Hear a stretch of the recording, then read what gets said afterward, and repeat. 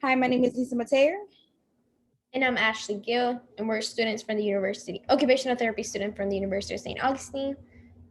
Today we will be presenting you with a case of a patient that has Charcot Marie tooth, is also known as a heredity and motor and sensory neuropathy. So our patient today, her name is Gracie Welch. She's a 18-year-old female diagnosed with the Charcot Marie tooth as a child. She has three sisters. She graduated with her high school diploma at Charleston High. She loves to watch the sunset by the boardwalk with her sisters. She likes to be alone and doesn't like company that much by others that she doesn't know. She takes antidepressants and nerve pain medications when she feels discomfort. The cause of this disease is by genetics, inheriting a normal gene from a parent, and it can either be from a single parent or both or neither. So it's commonly caused by mutations in certain genes that produce proteins in a child's peripheral nerve, like the axon and myelin sheath, and it occurs at an early age when they're young and adolescent years. And you can see towards the left, and this is how it is formed basically in the feet, is at the lower extremities. The signs and symptoms. The feet deformities are hammer toes, high arch toes, and muscle weakness. It starts in the lower extremity and it can progress to the upper extremities. Foot drop and high steppage gait, meaning the patient cannot clear the foot from the floor. Decreased sensation in the lower extremity and upper extremity. Frequent falling, sprained ankles or fractures.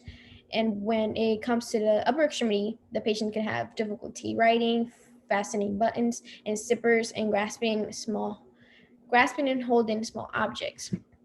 Um, Decreased ability to detect hot or cold, vibration, and proprioception, and this is dealing with the sensory part of the neuropathy. Muscle cramping and pain, and decreased grip strength. The performance patterns. Gracie is a sister, also she's a daughter. She enjoys boardwalks with her sisters, communicates with her family mostly. She likes to meditate by the water every Thursday. She values family gatherings and has a best friend she talks to every day that comes by to check in on her. The client factors. Occupational therapists would focus on certain aspects that can help Gracie to function, like muscle function, dealing with the muscle parts such as her strength. Muscle tone, dealing with the flaccid muscle due to the fact that it's muscle weakness with a child Marie tooth. So we will test her range of motion to make sure that she'll be able to function with her muscles and her joints.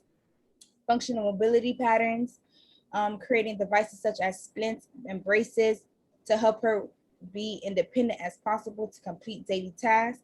So since the fact that she may have muscle weakness, so she will have problem with her activity daily living, such as for dressing.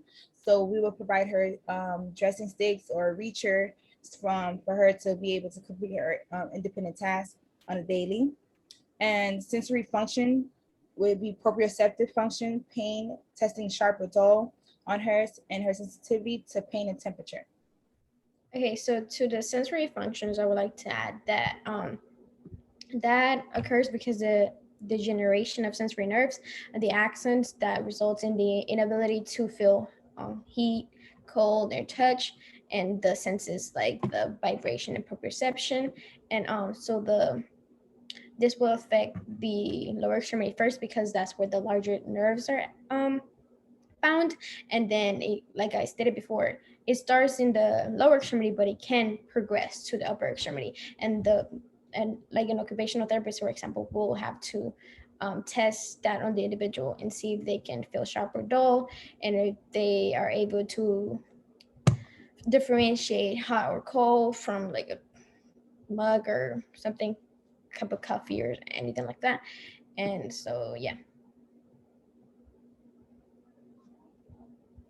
The interdisciplinary professionals are neurologists who will help with the diagnosis of the Charcot-Marie tooth after completing a nervous system exam and ask about the family history, because this is a hereditary disease uh, disorder.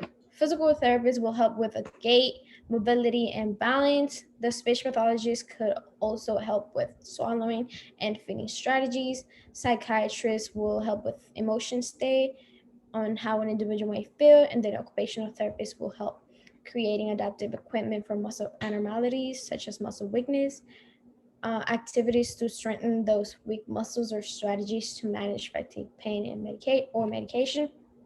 This individuals with this disease disorder can have a normal life, but it can also affect like their physical activity or things like that.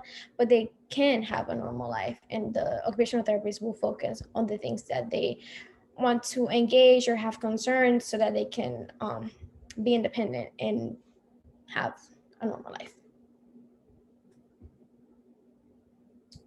And these are references. Thank you for listening to our presentation about Charcot-Marie-Tooth disease. So thank you and have a great day. Thank you.